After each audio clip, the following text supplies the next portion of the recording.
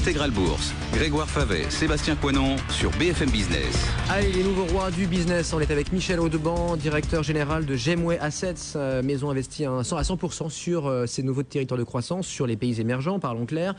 Michel, bonjour. Bonjour. Cap sur l'Inde, ensemble ce vendredi, avec un homme, Mukesh Ambani. On ne le connaît pas et pourtant, il est très très puissant. Il est à la tête de Reliance Industries, la plus grosse entreprise en Inde. Il est à la tête d'une fortune de 22 milliards de dollars, donc c'est juste la plus grosse fortune indienne. Mukesh est né au Yémen, à Aden. Son père était parti quelque temps à ce moment-là, avant de revenir avec toute sa famille à Mumbai. Son père avait créé, en revenant à Mumbai, une première maison de négoce. Il a commencé par exporter des épices à partir d'Aden. Et puis très vite, il s'est intéressé au textile. Et il a créé un groupe qui a vite grossi. Les deux frères, les deux fils, puisque la famille comportait 4 enfants, les deux fils, Mukesh et Anil, sont très vite rentrés dans le business familial. Mukesh a fait des études d'ingénieur chimiste. Puis il est allé à Stanford pour faire un MBA. Et là, il a dû arrêter son rentrée de Stanford avant la fin de son MBA parce que papa avait obtenu une licence. À l'époque, en Inde, ça fonctionnait par licence. Une licence pour développer une usine de fibres synthétiques. Et donc, il a dû rentrer rapidement, aider papa à monter cette structure. C'était en 81. Après, il a monté tous les gros projets industriels du groupe. Il a monté dans des usines pétrochimiques. Il a monté la plus grande raffinerie en Inde, qui raffine tous les jours plus de 660 000 barils. 25% des besoins de l'Inde sont raffinés dans cette raffinerie. Et tout ça s'est bien développé jusqu'en 2002, oui, à la mort du père, où les deux frères sont rentrés dans une lutte fratricide pour le contrôle du groupe. Frères très différents et décryptés aussi par la presse locale, la presse financière, qui regarde leur parcours et leur façon de fonctionner. Oui, de façon très différente. Il y en a un, Mukesh, qui est plus famille, discret. Le petit frère Anil, lui, est un petit peu plus show-off. Il est marié il fréquente beaucoup Bollywood. Il est marié à une ex-star de Bollywood. Et les deux se sont copieusement détestés.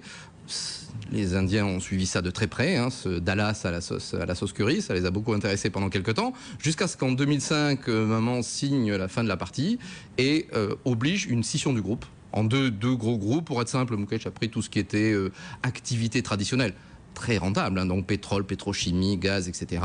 Et Anil a pris la partie plus télécom, électricité, distribution, production d'électricité, services financiers.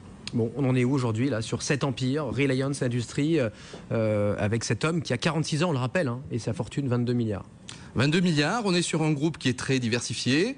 On est, si on veut juste prendre un symbole pour Mukesh, on peut dire un mot de la maison qu'il a construite pour sa famille à Mumbai, une maison exceptionnelle, à plus d'un titre. Elle est évaluée, elle n'est pas à vendre, elle est évaluée à 1 milliard de dollars. Une maison, on devrait plutôt dire une tour. C'est une tour de 27 étages. Donc les 6 premiers étages sont le parking pour les 180 bolides chéris.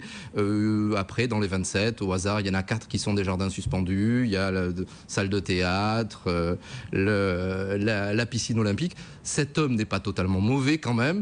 Et il y a aussi une salle dédiée à la dégustation des grands crus. J'en rêve.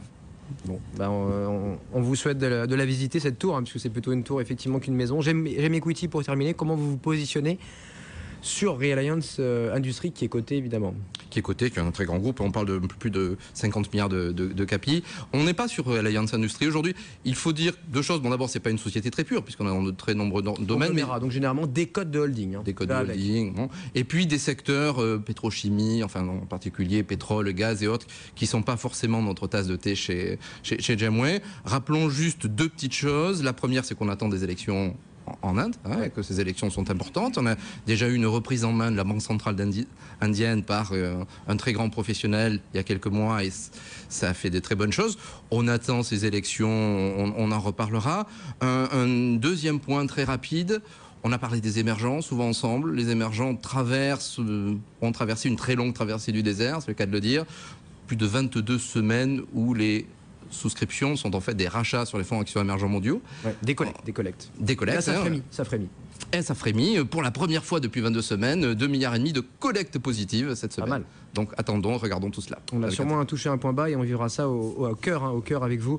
Et le président fondateur aussi. Vous êtes donc 2 à la tête de Gemway sur BFM Business. Le CAC, lui, est bien orienté aujourd'hui. Michel, on prend 1%. On est tout proche des 4500 points, 4h moins 10.